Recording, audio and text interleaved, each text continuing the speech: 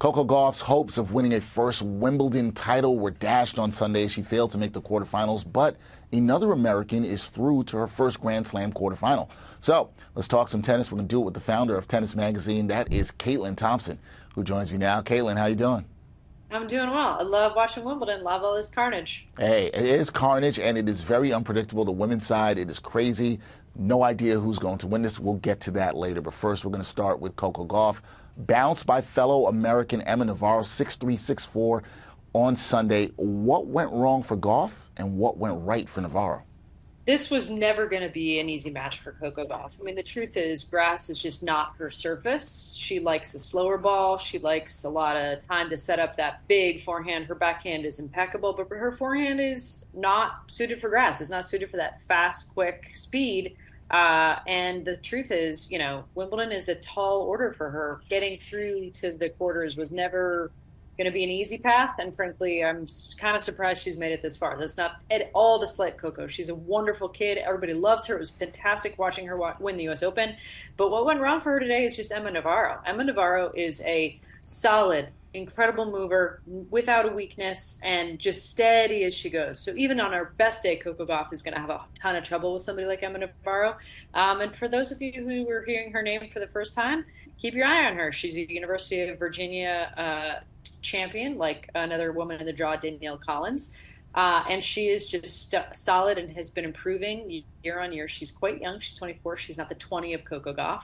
But Coco really had no answers. She had no time to set up on that forehand, and everything that Emma was doing to pick on that forehand and to make a steady march, keep her calm nerves in check, she did, and that was the assignment, and she aced it. Coco, sad to see her go out, but we'll look to the later part of this season when we get back on hard courts. That's really where she shines. Yeah, she shines on the hard court. You know she's excited about hard court season as we lead up to the U.S. Open. But in terms of Navarro getting this straight sets win, she's now through to her first Grand Slam quarterfinal. She will play Italy's Jasmine Paolini in the quarters on Tuesday.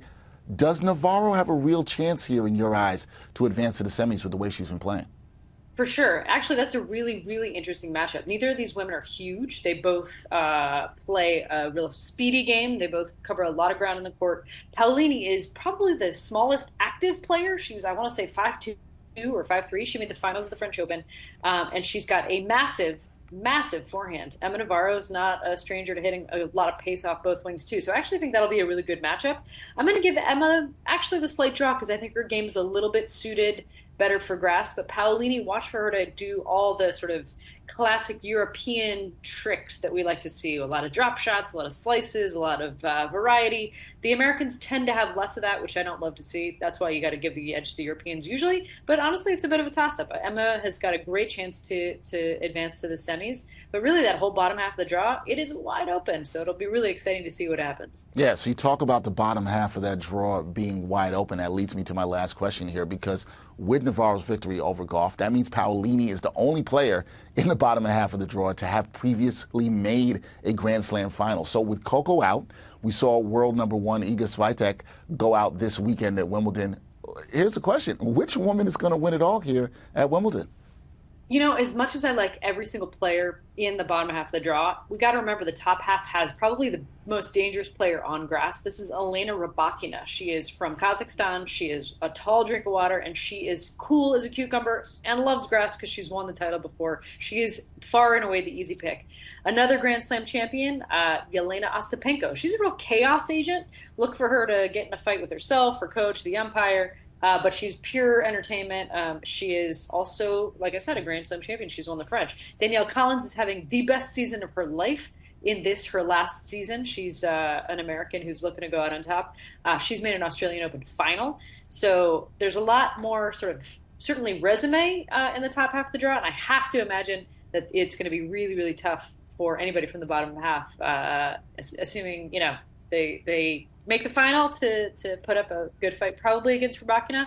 But, this is the thing that we like to watch about tennis. It's chaos, and this is why you play the matches. You don't know what's going to happen until the last ball is struck. Yeah, no, you're right. Anything could happen. You might say that it favors the people in the top half of the draw, but it's been chaos. I kind of expect more chaos, Caitlin. We will see how that all plays out in the final week of this Wimbledon tournament. That is Caitlin Thompson, founder of Tennis Magazine. Go check out her work there. Caitlin, always good talking some tennis with you. We will do this again soon. See you, Dexter.